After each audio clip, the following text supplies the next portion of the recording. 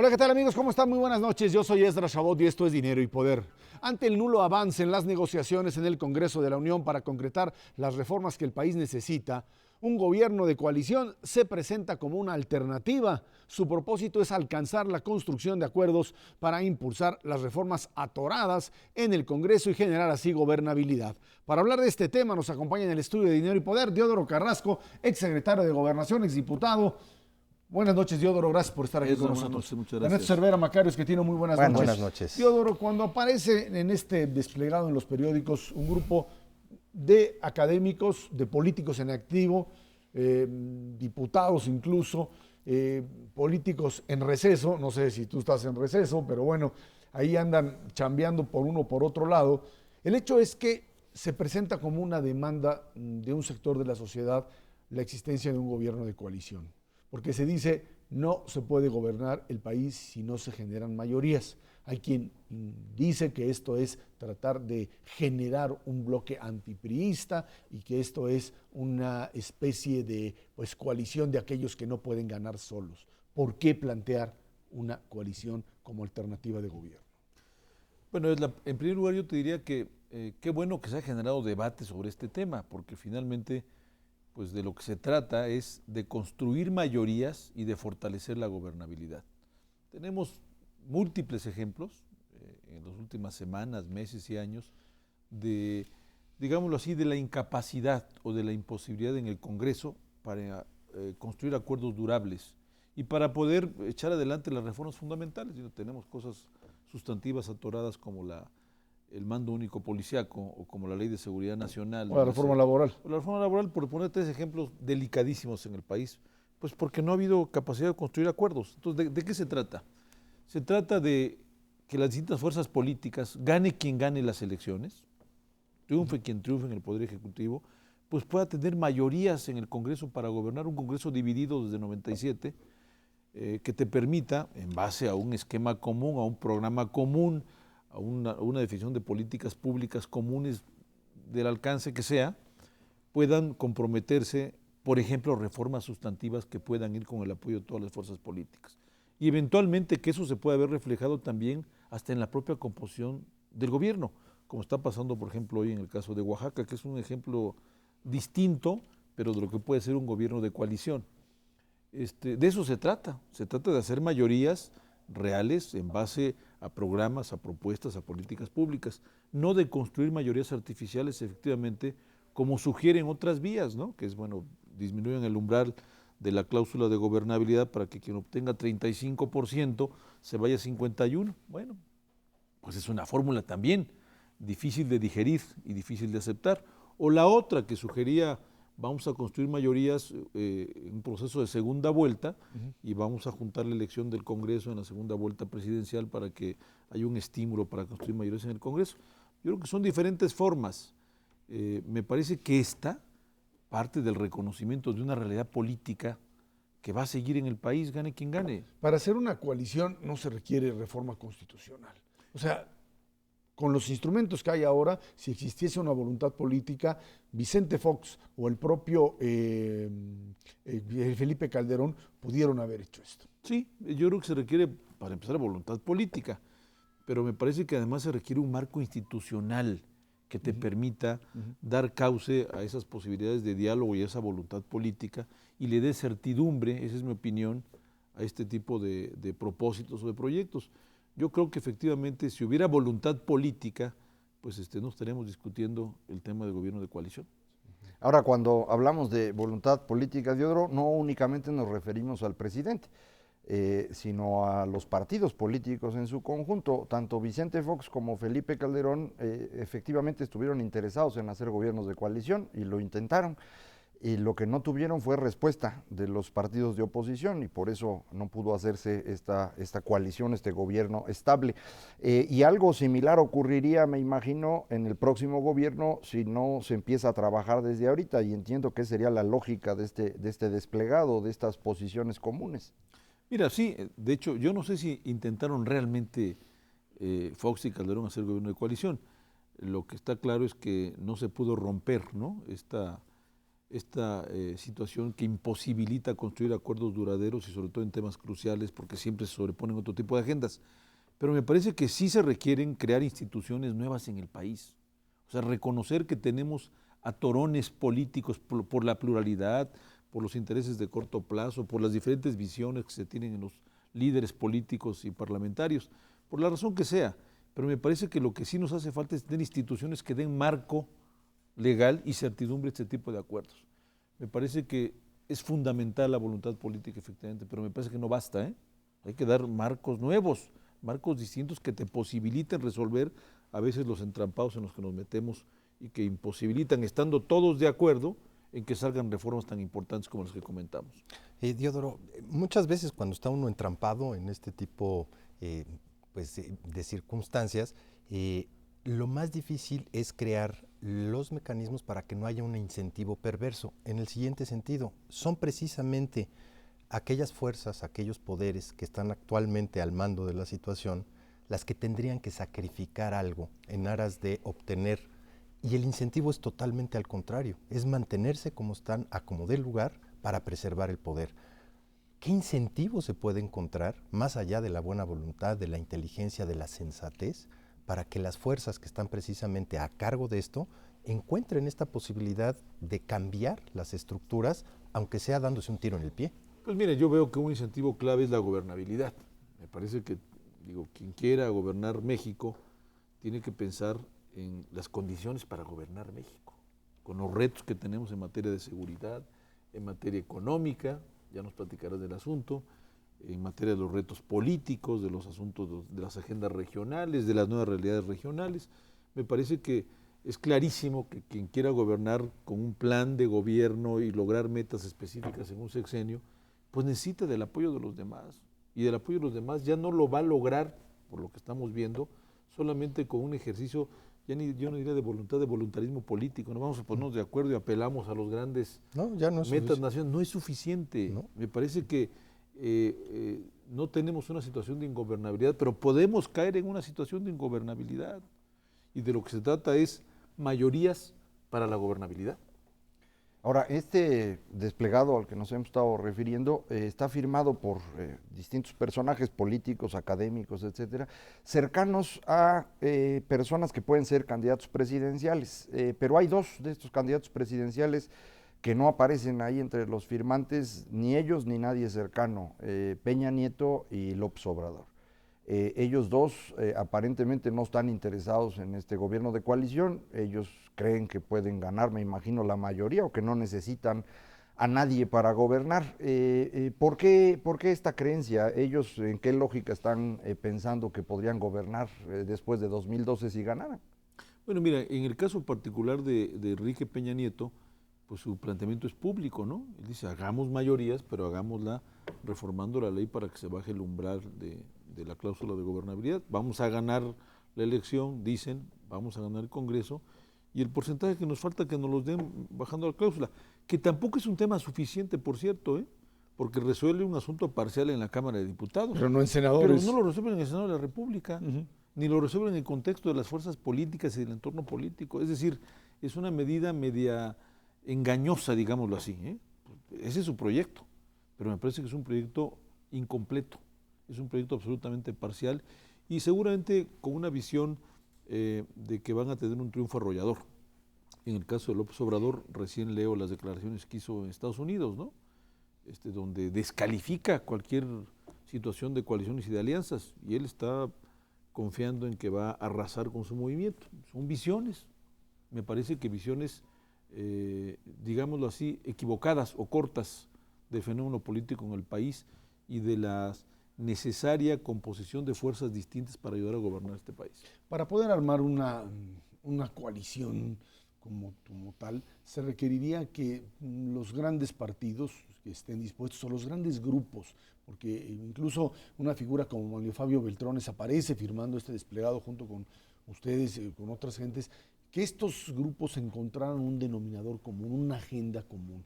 que sería la agenda que el ganador, porque seguramente los priistas estarán apoyando a sus candidatos priistas, los panistas a los suyos, los perredistas, pero que exista una agenda en común que sea la que impulse ese gobierno de coalición. Sí, sin duda, por supuesto que un gobierno de coalición lo que requiere pues es una agenda, ¿no? Es una agenda para pues, en qué nos podemos poner de acuerdo, cuáles son los retos fundamentales del país. Oye, tenemos una reforma en materia de seguridad pendiente, pues comprometámonos a sacarla en un semestre o en un periodo legislativo. Sentémonos a discutir hasta que salga. Los últimos acuerdos que se tomaron en el Congreso, la minuta del Congreso en materia de la reforma política, pues es un buen ejemplo, aunque sea incompleto, aunque no traiga reelección, ¿no? Aunque no traiga veto presupuestal, pero trae, por ejemplo, iniciativa preferente, trae, por ejemplo, candidaturas independientes, aunque vayan hasta el 2018. Es decir, son avances parciales de lo que se puede hacer cuando hay una visión, a lo mejor no común, pero que se pueden poner de acuerdo finalmente gracias a las presiones internas y a la presión social misma, ¿no? Pero por supuesto, me parece que un punto central de un gobierno de coalición pues es un programa común, por lo menos en los temas sustantivos. Hablando precisamente de eso, Diodoro, ¿en dónde está esta incapacidad que tenemos los mexicanos para pensar en el largo plazo? ¿Por qué no tenemos una institución, ni gubernamental, ni académica, ni privada, como existe en otros países, para trazar un rumbo? En Estados Unidos está la Johns Hopkins Institution, en Brasil está la Getulio Vargas, en Alemania podemos tener la Friedrich Ebert Stiftung, y en México son como cotos de poder y simplemente estamos reñidos con pensar en el futuro. El único instrumento de planeación que tenemos se llama Plan Nacional de Desarrollo y es letra muerta al día siguiente que se publica. ¿Esto vendría a subsanar de alguna manera esta falla institucional que tenemos para pensar así? Bueno, mira, es una muy buena pregunta. Habría que hacer un análisis sociológico del tema, pero yo lo que creo es que traemos inercias sobre la visión sexenal, ¿no? Este ejecutivo fuerte que finalmente definía las rutas, los planes, los programas, la reinvención sexenal del país, y me parece que no hemos roto con eso. No hemos Pero ya no existe realmente. Ya lo sé, pero no hemos creado, a propósito de nuevas instituciones, no hemos creado nuevas instituciones que sustituyan esa inercia de un sistema presidencial que se ha vuelto muy ineficaz, ¿no? Entre otras cosas. Mira, yo creo que sí se necesita, por ejemplo, se puede hacer un gran acuerdo, ¿no? Pongámonos de acuerdo para tener una institución que dure más allá de los vaivenes o cambios seccionales y que nos permita tener esta discusión que todo mundo hace cuando quiere hablar de políticas de largo plazo, ¿no? Sí. Las políticas de Estado en materia económica, en materia social, en materia de seguridad, que nos hacen mucha falta, por cierto. Sí.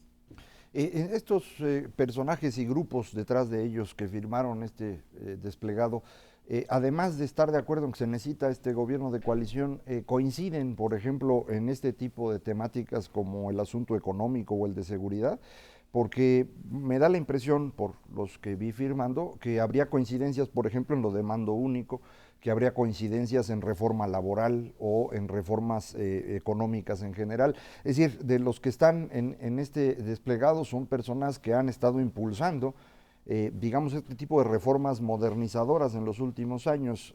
¿Tú percibes que efectivamente habría este consenso o esta idea común detrás? Mira, yo creo que los firmantes, la gran mayoría de los firmantes, coincidimos en muchas cosas. Seguramente no nos hemos reunido en una mesa a discutir una agenda, pero por las historias personales, por las trayectorias personales, por las participaciones públicas y en medios de comunicación, me parece que puede haber una coincidencia importante en este proceso de modernización de las instituciones y de las políticas públicas del país. Yo creo que puede haber una gran coincidencia. Hace falta efectivamente aterrizar, poner en blanco y negro qué es lo que podría articular o ser la columna vertebral de un eventual gobierno de coalición. Diodoro, si esto no se produce y regresamos a lo que sería, no sé, el próximo gobierno, panista, priista o perredista, con la misma estructura, seguiríamos en una inercia que podría desgastar al país y llevarlo, decías tú, a ingobernabilidad, algo que se puede acentuar sin duda alguna conforme pase el tiempo. Mira, yo creo que es uno de los grandes retos, Ezra.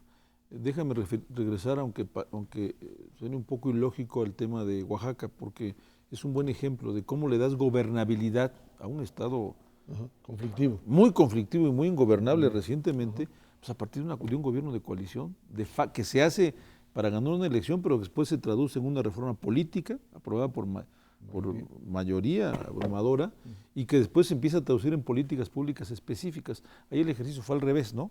Pero me parece que es un ejemplo interesante que tiene que ver con un tema central, que es la gobernabilidad. ¿Cómo le das condiciones de gobernabilidad a una sociedad tan distinta, tan plural, tan dispersa, tan encontrada, sobre todo a la luz de los procesos político-electorales? Y me parece que ese es el otro gran componente, decía yo, del desplegado, ¿no? Del desplegado público. ¿Mayorías para qué? Pues para gobernar, para darle gobernabilidad y certidumbre al país. Teodoro Carrasco, muchísimas gracias. Gracias, Ezra. Vámonos Gracias, a una Macario. pausa. Muchas gracias. Esto es Dinero y Poder. Los malos manejos de las políticas públicas de países industrializados han tenido como consecuencia pérdidas masivas de empleo, un crecimiento salarial mediocre y un incremento de la desigualdad.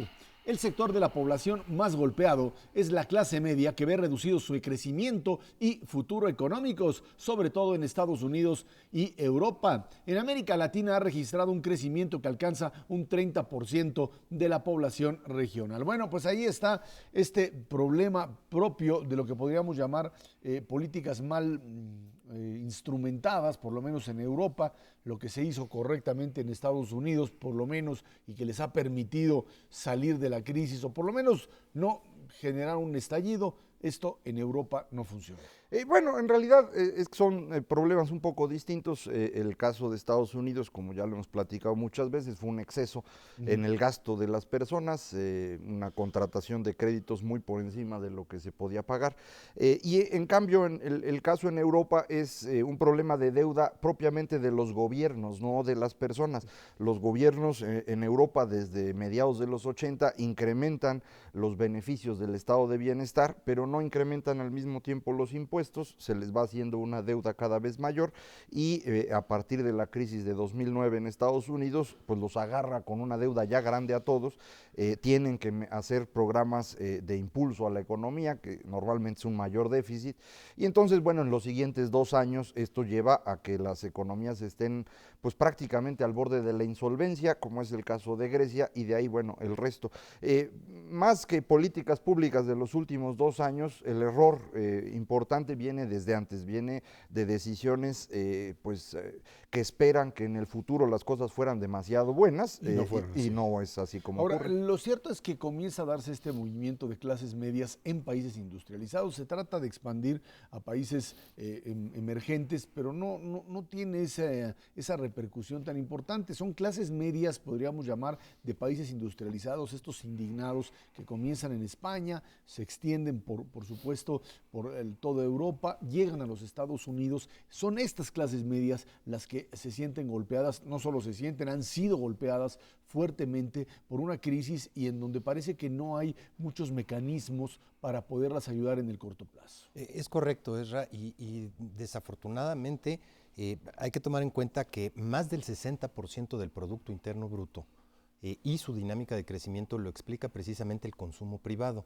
Y los que más ejercen ese consumo privado son precisamente estos segmentos de clase media. En donde está un poco la ironía del asunto es que para salir de la crisis en la que está metida Europa, Estados Unidos, Japón, desde luego, se requiere un incremento importante de ese consumo, y eso va exactamente en contra de lo que mencionaba hace un momento Macario, que es tienen que corregir al mismo tiempo su grave exceso de gasto que tuvieron durante una década hacia adelante. ¿Cuál es el problema en el que están metidos ahorita? Es al mismo tiempo tienen que corregir, por una parte, esos excesos de deuda en las clases medias, en esas familias, decirles no son tan ricos como lo éramos hace una década, y al mismo tiempo encontrar una fuente alternativa de crecimiento, porque ya no puede ser precisamente ese mercado interno. Caso completamente diferente al de las economías emergentes, en donde se tuvieron procesos de ajuste muy importantes en la década de los 90, principios del 2000, y ahí sí, una vez consolidada la estabilidad, no solamente en finanzas públicas, sino también en el endeudamiento privado, puedes tener un periodo de expansión muy importante, como lo hemos visto en prácticamente todas las economías.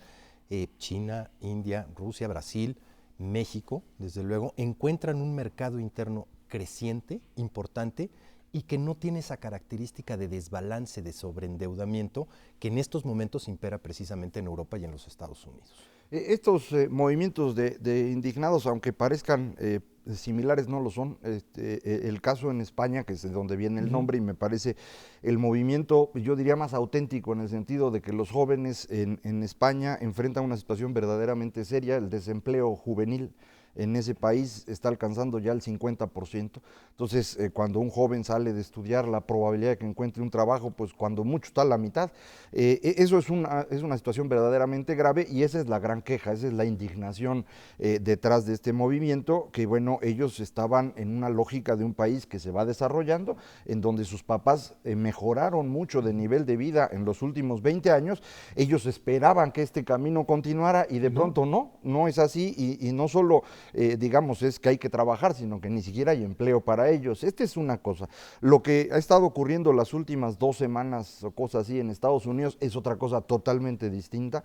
Este movimiento de Occupy Wall Street, que ha estado moviéndose a otras ciudades, no tiene nada que ver con esta indignación de los españoles. No hay en Estados Unidos este problema de empleo juvenil al nivel ni siquiera cercano, y ocurren cosas muy interesantes. Por ejemplo, en Boston ocurrió este asunto, los llevaron a la cárcel a muchos de los manifestantes, y un periodista del Boston Herald fue a revisar pues los documentos de cuando los metieron a la cárcel, y lo que encuentra es que todos ellos son estudiantes de Harvard, no son clase media, es gente que tiene una cantidad de dinero considerable.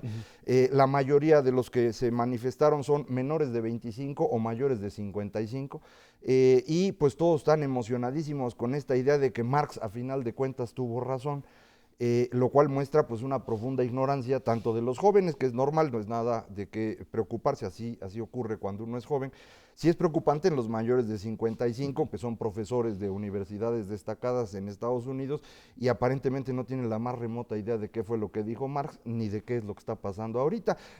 Son movimientos totalmente distintos, Ezra, y me parece que esto de tratar de juntarlos se parecería un poco a lo del 68, cuando ocurrieron movimientos distintos, y los hemos ido juntando en la interpretación histórica, y eso no nos ayuda. En este año hemos tenido desde las primaveras árabes, los indignados de España, y ahora estos monitos de Estados Unidos, que son un boleto distinto, ¿no? Ahora, lo preocupante ahí es que sí tienen motivos para estar indignados, pero no es por lo que se manifiestan. Efectivamente tendrían que estar muy indignados con la forma como se ha estado manejando la relación entre demócratas y republicanos para solucionar un problema muy serio que tiene Estados Unidos. El empleo, por una parte, pero el desbalance en finanzas públicas, que también es sobrecogedor en términos de la dimensión que tiene esa parte que tiene que corregir el gobierno de Estados Unidos, y simplemente no ponen sobre la mesa. Ahí sí las clases medias deberían de estar indignadísimas con su sistema político y pedirles que efectivamente se pongan de acuerdo para solucionar esa problemática. Ahora, al margen de eso, ¿de qué tamaño es esta clase media, al menos en el caso mexicano, y qué dimensión ha cobrado para poder generar ese crecimiento, pues que sabemos que va a estar flojo en el transcurso de los próximos años y que viene del sector externo? ¿Tenemos masa suficiente? ¿Tenemos un mercado interno lo suficientemente atractivo?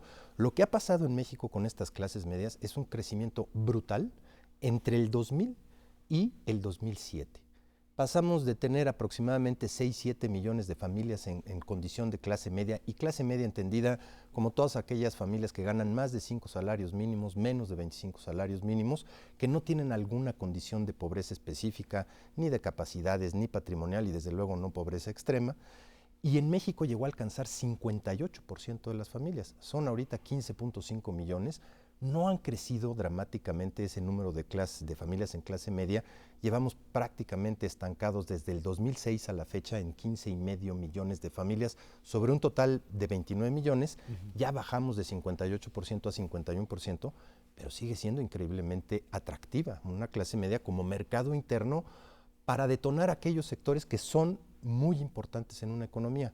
Casas, coches y electrodomésticos son los famosos bienes duraderos, que mal que bien no estamos en la época dorada del 2006-2007, igual en las familias de clase media mexicana, en donde se vendían 1.2 millones de coches, pero este año vamos a estar cerquita de los 900,000.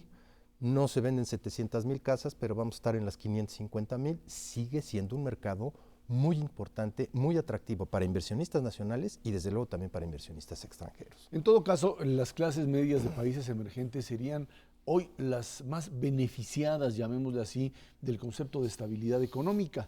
O sea, cuando uno voltea a ver lo que pasa en México, el resto del continente americano, uno pensaría que estamos todavía en este proceso de una clase media que tiene capacidad todavía de crecer y de tener una mayor cantidad de satisfactores, a diferencia, digamos, de lo que puede suceder en los Estados Unidos, con una dinámica también importante de falta de empleos, y lo que sucede en Europa, no solamente en España, sino en otros países donde tienen este tipo también de problema como tal. Dos conceptos totalmente diferentes, ¿no?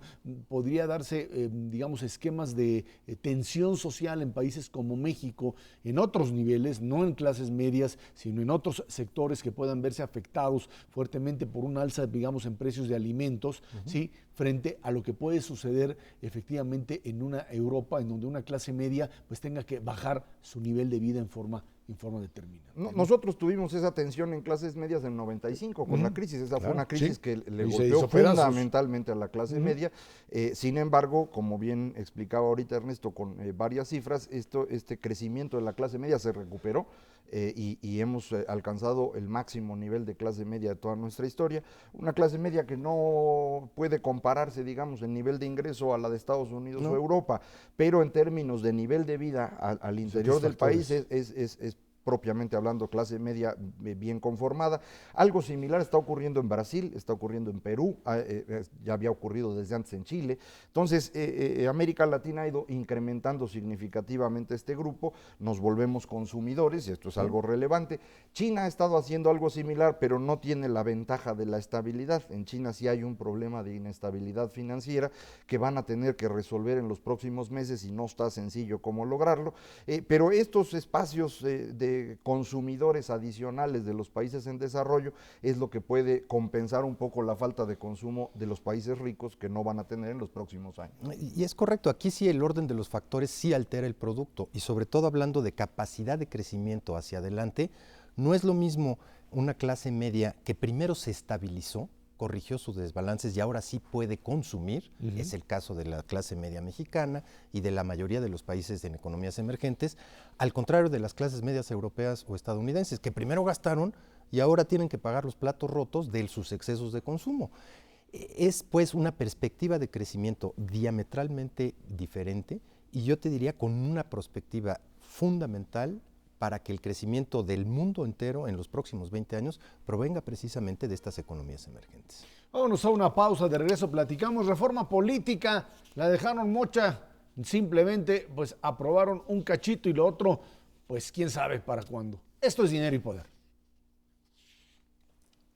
En el marco de la negociación de la reforma política, el PRI explica que su rechazo a la reelección de legisladores se debe a que ya existe, aunque no de manera consecutiva. La de alcaldes asegura pondría en riesgo el principio de la equidad en la competencia electoral que claramente establece el artículo 41 constitucional. El tricolor defiende la minuta aprobada porque dice fortalecerá el sistema democrático del país, pero no dice a través de una regresión autoritaria. Los priistas simplemente no están de acuerdo en un concepto de reelección que existe solamente o que está prohibido más bien solamente en México y en Costa Rica. Así es. Costa Rica por otro tipo de consideraciones, pero la verdad es que en el caso mexicano hay una definición muy clara que dice que este asunto de la no reelección tiene que ver básicamente con el control que ejercen los partidos sobre sus militantes o sobre directamente sus propios cuadros. Si tú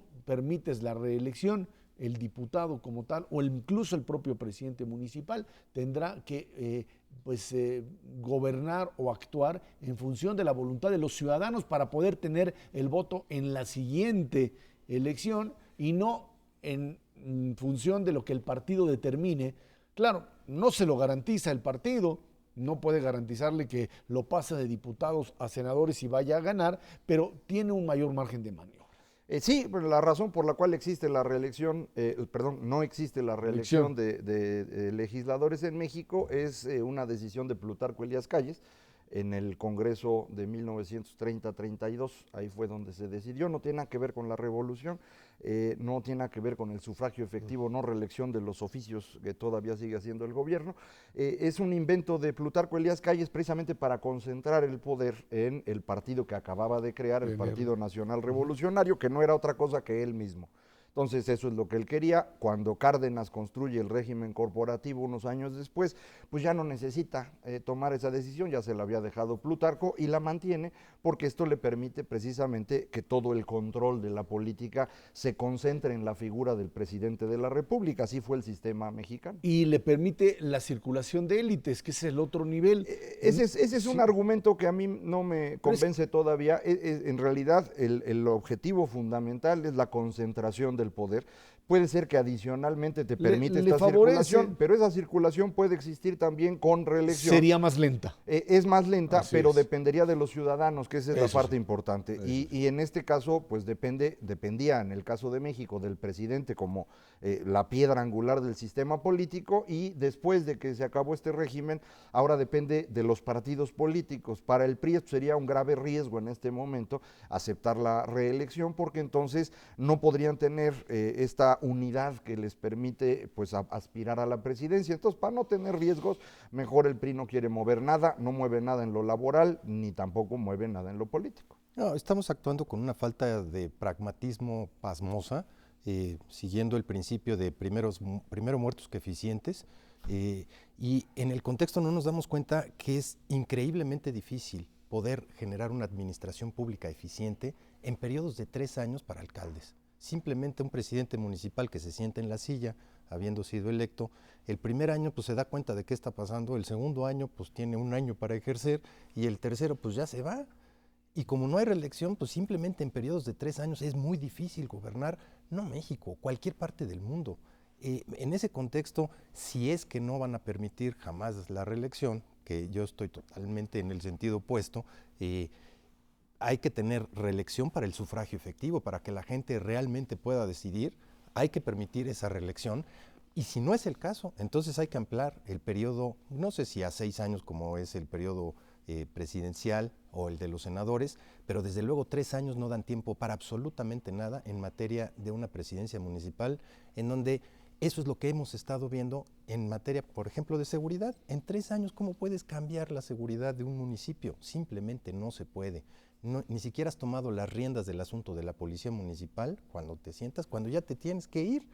Y si no hay esa visión de mediano y largo plazo en este país desde abajo, no desde el gobierno federal, desde la raíz misma, desde el municipio, simplemente no se va a poder gobernar. Tenemos ahí la gráfica de lo que se presentó como la reforma política enviada desde el Senado con el PRI de Manlio Fabio Beltrones, que se fue a fondo.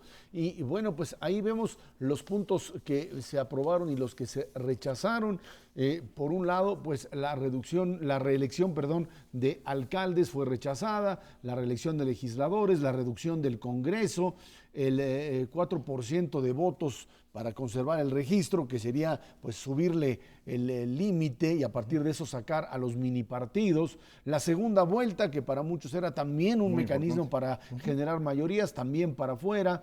Que la Corte pudiese presentar iniciativas directamente a la Cámara, también fue echado afuera, y el veto al presupuesto, que el presidente de la República podría ejercerlo en un momento pues, de emergencia. Finalmente lo que se aprueba es una iniciativa ciudadana, también con una cantidad importante de restricciones, ahorita hablamos, candidaturas independientes después del 2012 y bueno, la iniciativa preferente, que quizás es lo único que es, digamos, de apreciarse, ¿no? Sí, a mí me parece que realmente lo que se quiere hacer en la Cámara de Diputados, el PRI de la Cámara de Diputados, que como sabemos es distinto al de senadores, lo que quiere es que no haya ningún cambio.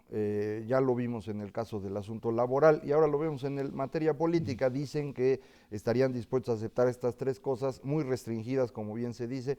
Las candidaturas independientes serán para el futuro.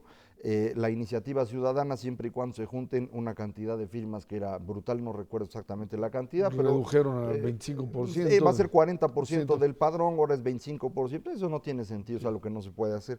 Entonces, en el fondo, lo que se quiere es no cambiar nada. El PRI que está en la Cámara de Diputados, el PRI del señor Peña Nieto, está en la esperanza de que no solo van a ganar la presidencia, sino van a ganar mayorías en el Congreso, y con eso van a poder restaurar el régimen de la revolución. Este es el objetivo.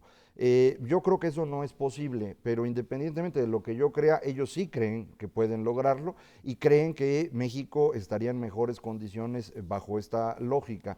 A mí me parece que el experimento que tuvimos en el siglo XX es bastante ilustrativo de por qué no debemos hacer lo mismo, pero bueno, esa es la apuesta que están siguiendo. Ya los mexicanos, ahora que voten en julio, dirán si tenían razón o no los priistas. Hay una suerte de miedo a los cambios trascendentes en este país.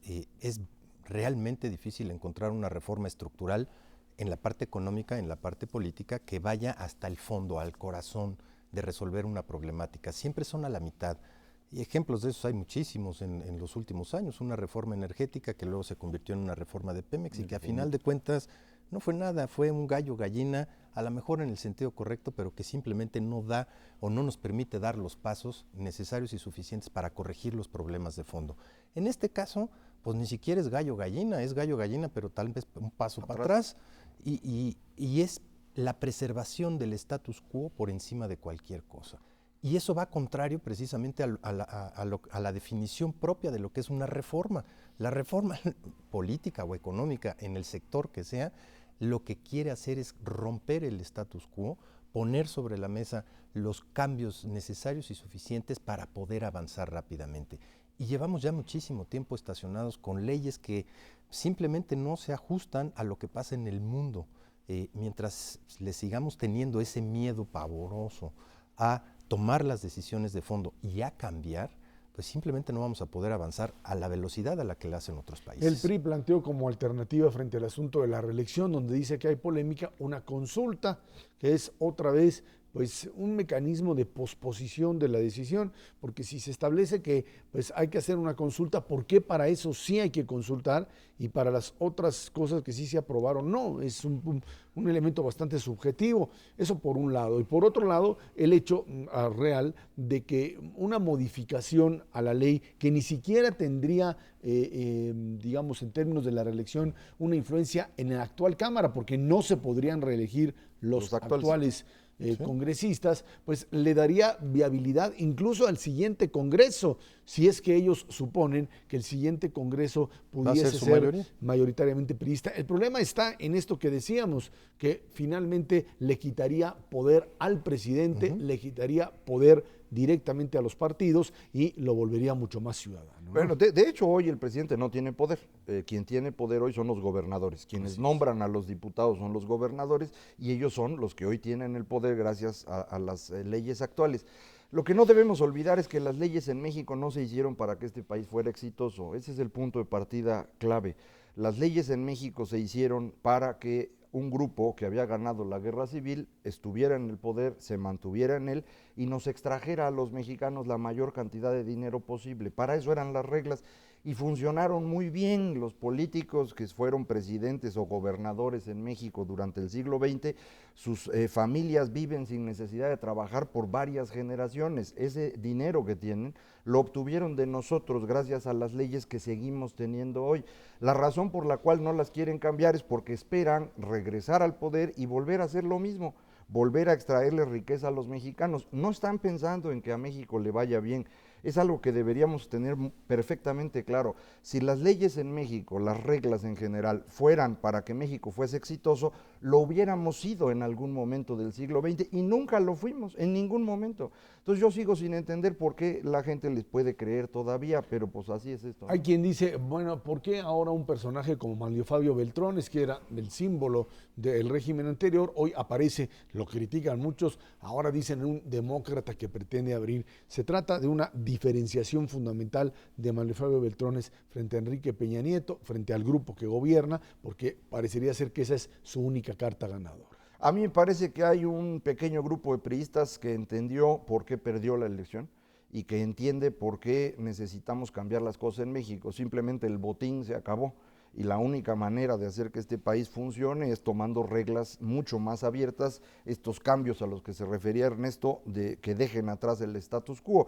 Entonces, ese pequeño grupo que entendió, pues incluye, por ejemplo, el senador Labastida, que fue precisamente candidato presidencial, perdió y años después entendió por qué.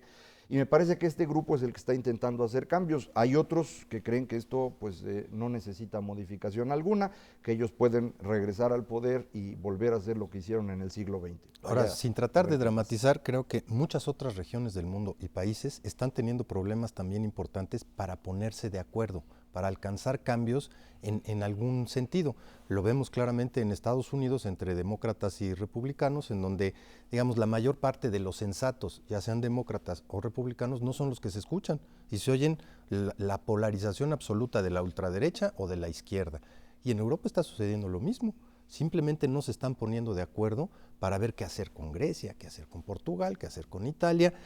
Los jóvenes simplemente no están encontrando eco y en muchísimos países asiáticos y árabes, en el mundo entero se están dando estos fenómenos de decir cómo cambiamos las reglas y el objetivo ulterior es el bienestar. Y ahí me parece extraordinario lo que dijo el político alemán. ¿Cuál es el objetivo ulterior de la política? Es mejorar la condición de vida y ser eficientes. Si podemos llegar precisamente a un estadio de esta naturaleza, creo que estaremos mucho mejor. Vámonos a una pausa, de regreso platicamos con usted. Todavía Banco de México dice hay peligro porque la inestabilidad que se está dando en los mercados puede afectar todavía más a nuestro país. Esto es Dinero y Poder. El Banco de México advirtió que el escenario de crecimiento económico para el país, así como para la economía mundial, se ha deteriorado. Explicó que las perspectivas de crecimiento se han reducido debido a que en Estados Unidos y Europa prevalecen los problemas de finanzas públicas, desempleo y sobreendeudamiento de los hogares y del mercado de la vivienda. Banco de México comienza a ejercer lo que sería, para el caso mexicano, pues una serie, o lanzar más bien una serie de señales que van referidas, uno, a un problema de inflación. Dice, bueno, pues ya hay cierto tipo de indicadores, alimentos otra vez, un tipo de cambio que, bueno, pues no baja de los 13.50, 13.40, y que empieza a pegar en ciertos niveles de importaciones. Y por otro lado, por supuesto, una economía norteamericana que todavía no termina por entrar ni siquiera en lo que podríamos llamar un crecimiento lento pero constante, con el riesgo de tener un tropezón adicional. Sí, bueno, lo del tipo de cambio, yo insisto que hay que esperarse. La Serie Mundial apenas empieza mañana y habíamos quedado que hasta que acabe La serie, es bueno, cuando hay que empezar a buscar. Es octubre. Esa econometría, Macarios, que bueno, tenemos. es un mes muy malo, octubre, hay que esperarse a que acabe y ya entonces vemos. Efectivamente hay un estancamiento general en el mundo, producto de lo que ya hemos platicado varias veces, pero aquí viene la parte interesante. En Estados Unidos lo que está ocurriendo es que los consumidores están desendeudando, es decir, están reduciendo sus deudas y aumentando su ahorro. Esto impide el crecimiento en el corto plazo, pero en el mediano plazo es la solución, porque esa es una base sólida de la cual partir, y me imagino que del 2015 en adelante, tal vez un poco después, vamos a tener otro periodo de crecimiento sólido. Entonces tampoco es tan malo, simplemente tuvimos errores en los últimos años y hay que corregirlos, y eso, pues eso tarda, no se puede hacer de un día para otro. Sí hay algunas presiones inflacionarias que vale la pena considerar, incluso en Estados Unidos la velocidad a la que están creciendo los precios es muy notoria, y a mí me preocupa que la cantidad de dinero que metió en circulación la Reserva Federal para impedir una mayor caída en 2009 se convierta en una presión relevante en el mediano plazo. Pero bueno, yo tampoco lo veo tan grave. Yo entiendo que haya mucha gente preocupada porque la economía no crece como estábamos acostumbrados, pero tampoco estamos frente a lo que ocurrió en 2009, no estamos frente a una hecatombe, es un periodo en el cual vamos a crecer poco, nada más. Hasta ahorita no hay un solo indicador en Estados Unidos que nos muestre que ya estamos en terreno negativo.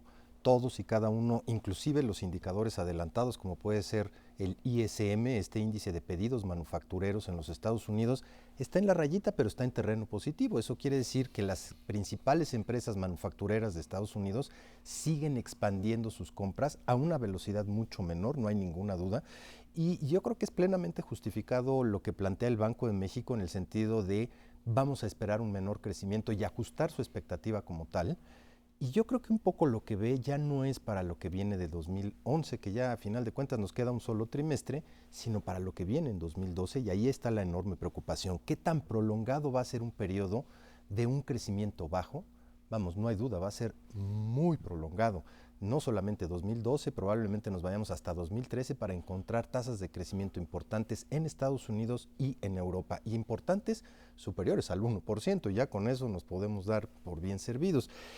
El otro punto que yo creo que también es fundamental viene de este miedo de que la inflación se nos desborde simplemente porque van a tener que ajustar las tasas de interés. Y eso, para el caso mexicano, sí tiene ya implicaciones en el terreno, uno, de la vivienda, porque aumentar un puntito en tasa de interés implica que la demanda de casas, porque son créditos a 17 años, se te cae de manera muy importante. Y en el otro mercado fundamental, que es el de automóviles. No así en el de tarjetas de crédito, que sube un punto la tasa de interés, la gente ni se da cuenta, te cobran de 44 a 45, te da exactamente lo mismo, pero en un crédito de 5 años a 17% en un coche, que te lo suban a 18, en lugar de que te alcance para un cochecito de 180,000, seguramente te va a alcanzar para uno de 150, si bien te va. Es en ese contexto que Banco de México ve con preocupación lo que está pasando con los precios a nivel internacional y cómo se va a transmitir esa inflación internacional hacia nuestro país. Ahí es en donde está el verdadero problema. Ahora, hay una parte buena en esto. México ha estado aprovechando estos últimos 2 años para ir ganando un espacio de mercado en Estados Unidos. Esto es muy relevante porque eso es lo que nos dio el impulso. Cuando firmamos el Tratado de Libre Comercio, el espacio que teníamos del mercado estadounidense rondaba el 6-7% del total de importaciones de ese país, y logramos llevarlo hacia el 2001 hacia el 11%, es decir, casi duplicamos el espacio de mercado que teníamos.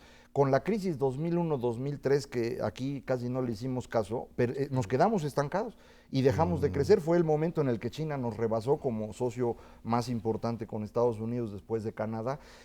Con la crisis ahora de 2009, China empieza a perder ese ritmo de crecimiento y nosotros lo recuperamos. Si pudiéramos aprovechar el momento para estas decisiones que no queremos tomar, que nos den un poquito más de competitividad, estaríamos en una oportunidad de oro para ocupar un espacio más grande del mercado vecino, que es lo que a final de cuentas nos va a hacer crecer. Si Estados Unidos va a crecer 1 o 1,5% los próximos 3 años, no, eso no nos da para que México crezca. Necesitamos que de ese crecimiento nosotros vayamos agarrando un trozo cada vez mayor con un espacio de mercado grandote. Y eso solo se puede hacer si tomamos una verdadera decisión de política de abrazar un modelo de desarrollo. No podemos seguir deambulando entre queremos un tratado de libre comercio con Estados Unidos, pero no nos queremos integrar totalmente. Entonces, en realidad tenemos tratados con 45 países diferentes. A final de cuentas, el único que funciona es con Estados Unidos, pero no tomamos las decisiones para verdaderamente integrarnos y alcanzar ese estadio de crecimiento que nos permita generar 2 o 3 puntitos adicionales por encima del crecimiento de los Estados Unidos. El Banco de México y algunos de los analistas también hablaban de un crecimiento para México en 2012 ya de 3.5%, que dicen sería lo más realista. No sé si llegaría a ese 3,5%. Yo creo que no. Si Estados Unidos va a crecer 1,5%, crecer al 3 sería... Nosotros 3 ya sería bueno. Ya sería bueno, a menos, claro, que empezáramos a tomar más mercado. Otra vez, si de 95 a 2000 logramos mover nuestra participación de mercado en Estados Unidos de 6 a 12, un punto adicional cada año, haciendo eso en el próximo año, próximo sexenio, podríamos estar creciendo al 4 o 5% cada año. Pero hay que tomar decisiones para eso, esta integración. ¿Cómo le hacemos? No es mágico. Tienes que entrar en un proceso profundo de desregulación que te abate por una parte los precios y te facilita el acceso a Estados Unidos. Tienes que hacer la reforma laboral, pues si no, ¿cómo vas a encontrar competitividad? Mercado interno, ya sé que Macario dice que el mercado interno no funciona, que México no tiene... ¿No? Yo lo que digo es que la preocupación del mercado interno no debe ser el consumo, sino la productividad. Claro. Si somos productivos los mexicanos, se les va a poder vender. Si quieren mercado interno con subsidios, eso no. No, eso no jala, yo estoy totalmente de acuerdo.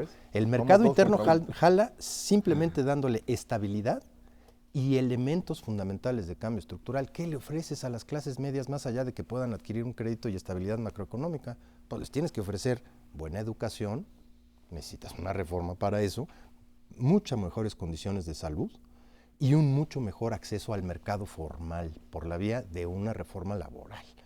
Ahora, lo que sucede en los Estados Unidos en términos de campaña o de proceso electoral 2012 Ah, también bueno. puede ser un elemento importante porque la visión republicana frente a la visión demócrata en muchos de estos aspectos que tienen que ver con inserción de México en el mercado norteamericano es diametralmente opuesta. Pues vieras que no tanto, mano.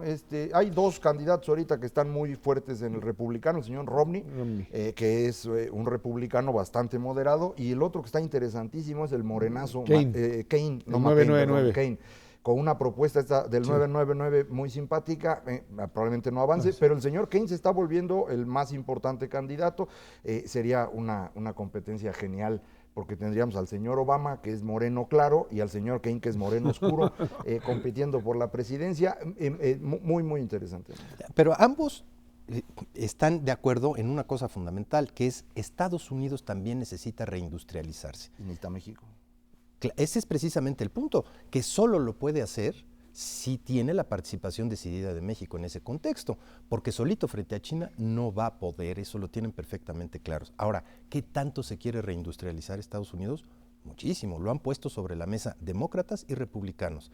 Ahorita sus manufacturas pesan 12% de su PIB, lo quieren llevar cuando menos a 18. 6 puntos del PIB norteamericano es todo el mercado, es todo lo que necesita México. todo, Aunque Todo. sean 3, con eso nos conformamos. Muchas gracias Ernesto Cervera, Macario Schettino, gracias a usted que nos ve, nos escucha aquí en 11 TV México, Dinero y Poder. Estamos en la radio también, Noticias MBS, de lunes a viernes de 5 a 7 en el 102.5 del FM. Por nuestra parte, muchas gracias y muy buenas noches.